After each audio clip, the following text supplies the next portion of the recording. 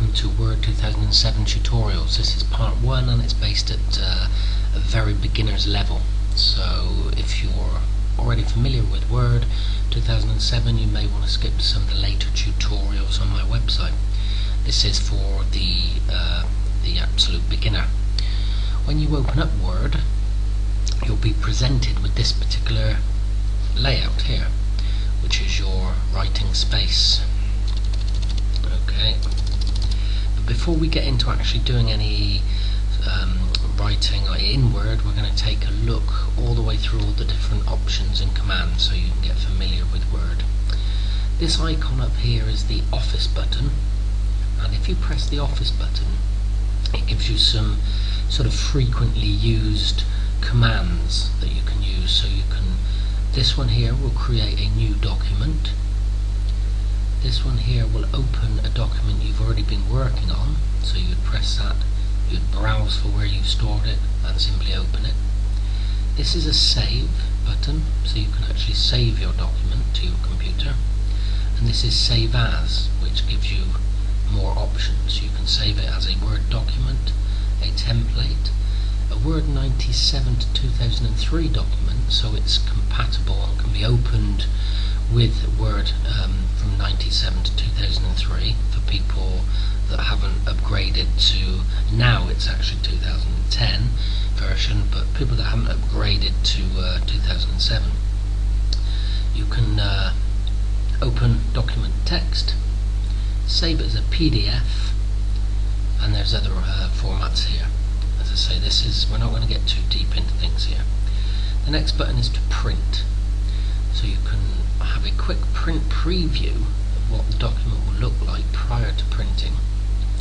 You can do a quick print, or of course print and set your options, whether you want it on photo paper, whether you want it landscape, portrait. You have a prepare button with a load more, slightly more advanced options. You have a send button, so you can send it via email.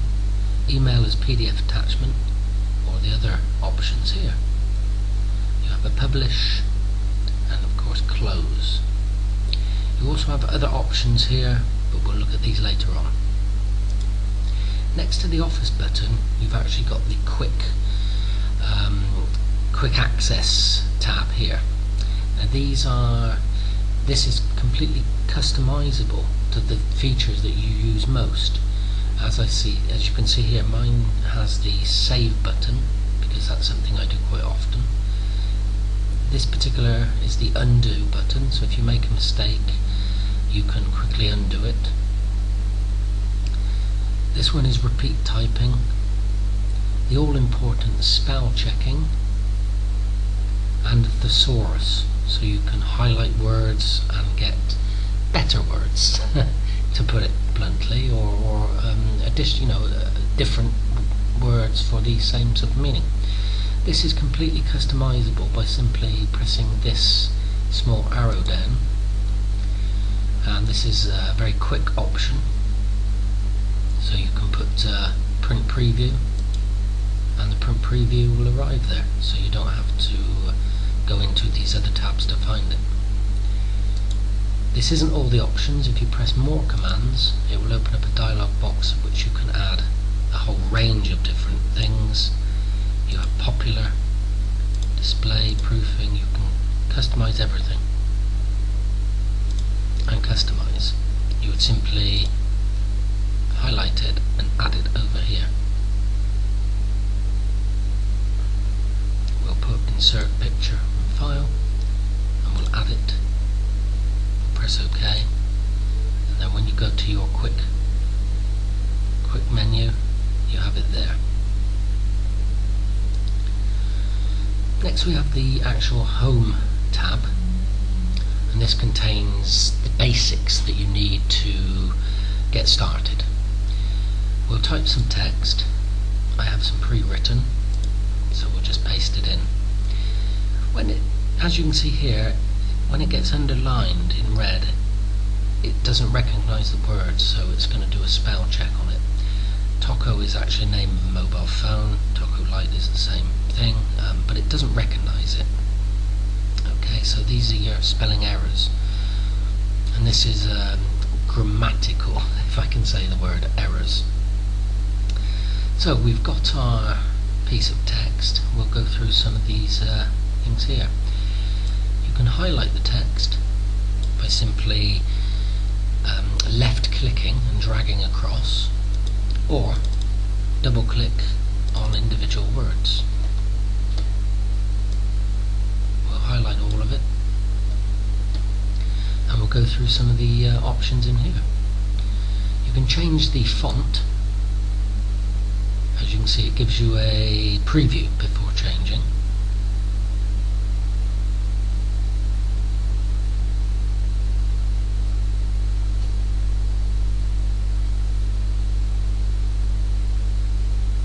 We'll stay with that. You can change the size. Again, it gives you a preview.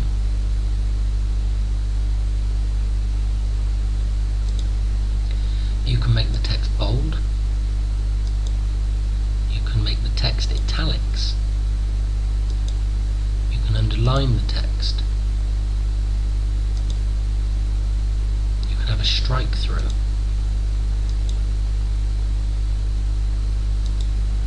You can decrease the size.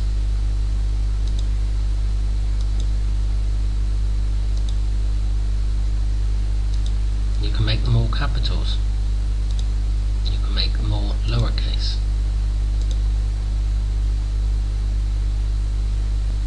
You can highlight a portion of the document.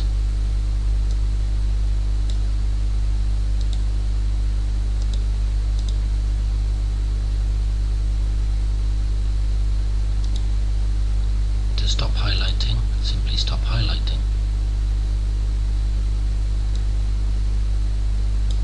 You can select the text and change its font color.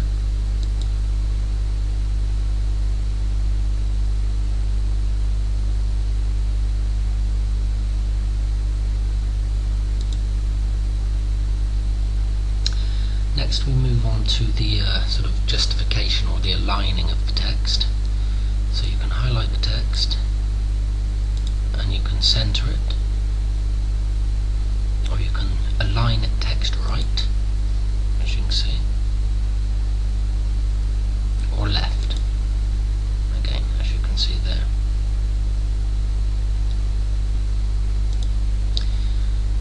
Here you can actually add bullets. So you can start a bullet list, and you can of course choose a number of different styles. Traditional style of course being there. Same thing but with numbers.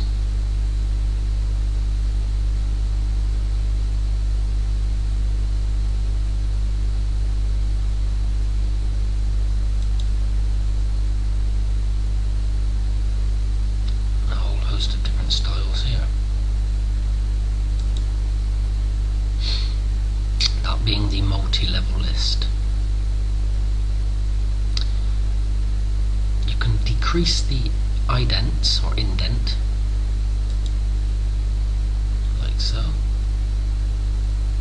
or increase it.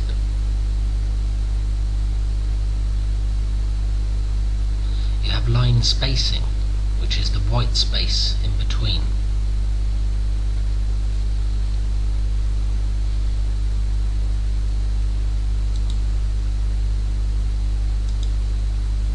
This used to be called leading, because in the days when a printing press had to be set up before the age of computers, then they would put pieces of lead in between here to actually space out the letters. They do this manually, so that's leading, because lead would be added into these into the white space here. But obviously with the age of computers, you don't need to worry about manually setting each type press up and putting pieces of lead in to space it out. You simply use the line spacing tool.